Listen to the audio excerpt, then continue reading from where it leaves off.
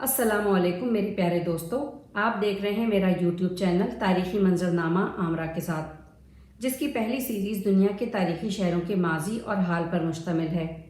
इस सिलसिले की छठी मालूमाती वीडियो है सिंध के कदीम शहर हैदराबाद के बारे में। अगर पसंद आए तो लाइक, शेयर और सब्सक्राइब करना न भूलिएगा और साथ ही बेल आइकॉन को दबा दें ताकि नई आने वाली वीडियो का नोटिफिकेशन मिलता रहे। तो शुरू करते हैं आज की वीडियो।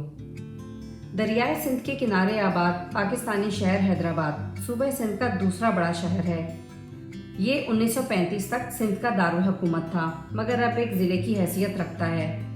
सिंध की कदीम तहजीब के दामन में कई राज पोशीदा हैं। यहाँ पर मौजूद माजी की खूबसूरत इमारतों के खंडरात उस वक्त के हुक्मरानों के जाहो जलाल की याद ताज़ा करते हैं, और दूसरी तरफ ये कदीम तरीन शहर किले और दीगर मुकामात उस दौर में रहने वाले लोगों की तहजीब व शनाख्त वाज़े करते हैं। ये शहर माजी में नैरोन कोट कहलाता था, मगर तारीखी तौर पर हैदराबाद की बुनियाद 1767 में मियाँ गुलाम शाह कलोड़ों ने रखी।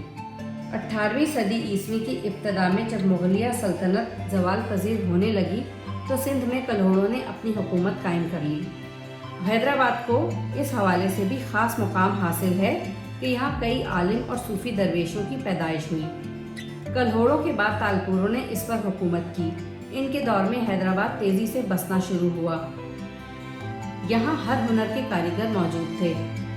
डॉक्टर जेम्स बर्न्स ने, जो मीरों के इलाज के लिए मुंबई से आए थे, अपनी किताब a visit to the court of Sindh में यहाँ की खुशहाली के किस्से बयान करते हैं।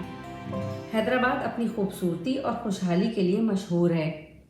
तकसीम हिंद से कबल हैदराबाद एक निहायत खूबसूरत शहर था और इसकी सड़कें रोज़ाना गुलाब के अर्क से नहलाई जाती थीं। बरतानवी राज में ये अपनी पहचान खोता रहा और अब इसकी तारीखी इमारत खंडरात में तब्दील हो गई हैं। सियासी एतबार से हैदराबाद को एक अहम मुकाम हासिल है, क्योंकि ये शहरी और देहाती सिंध के दरमियान एक दरवाजे की हैसियत रखता है। यहाँ कई आलिम और सूफी दरवेशों की पैदाइश हुई और इस शहर की सकाफत इस बात की वजाहत करती है। इसके साथ साथ हैदराबाद दुनिया की सबसे बड़ी चूड़ियों की सनतगाह भी है। चचनामा तारीख सिंध पर एक मशहूर किताब है, जिसमें सिंध के राजाओं के हालात और मोहम्मद बिन कासिम की फतह सिंध के वाक़यात तफसील से बयान हुए हैं। इसी किताब में लोहाना और सामा नाम के दो शहरों का जिक्र मिलता है। 636 ईस्वी में लोहाना की जनूब में एक बस्ती का जिक्र मिलता है, जो नारायण कोट के नाम से मौजूद थी।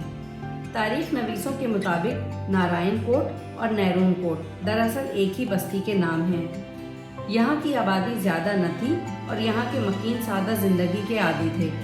मछलियाँ पकड़ना और कुछ खेती बाड़ी के चंद औजार ही इनकी मिल्कियत थे। यहाँ के राजा का किला नैरून कोट के नाम से जाना जाता था। चचनामा के मुताबिक मोहम्मद बिन कासिम अपने लश्कर समेत इस किले के बाहर आकर खड़ा हुआ और राजा दाहर को अपनी आमद की इत्तला भिजवाई और इसके बाद बगैर जंग के किला फतह भी कर लिया। हैदराबाद की ज़्यादातर आबादी सिंधी बोलने वाले अफराद पर मुश्तमिल है, मगर उर्दू और पंजाबी बोलने वाले अफराद की खासी तादाद मौजूद है। मज़हब के एतबार से अक्सरियत मुसलमानों पर मुश्तमिल है, मगर साथ ही सिंधी हिंदू भी आबादी का हिस्सा हैं। हैदराबाद अपनी हर शाम चलने वाली ठंडी हवाओं की वजह से दुनिया भर में मशहूर है।